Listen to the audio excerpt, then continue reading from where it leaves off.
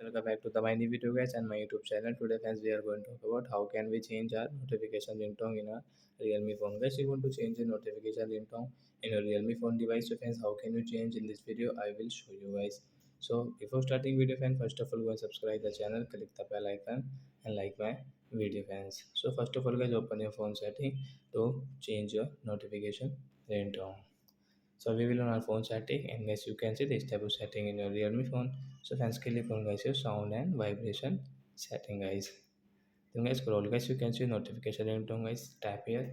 So which ringtone guys you like guys you have set already and guys you want to change. So I have set this one and guys you want to change guys you will have to click on the right side this icon. Then guys your ringtone will change. So example for guys we will change into Realme Jungle. Again tap come back. Then guys you can see notification ringtone will change into Realme Jungle and guys you want to increase your notification volume you can increase from here you can adjust yourself. So like that guys you can change your notification ringtone in your Realme phone. So that's it guys, thanks for watching the video. We will meet on next video. Bye bye friends.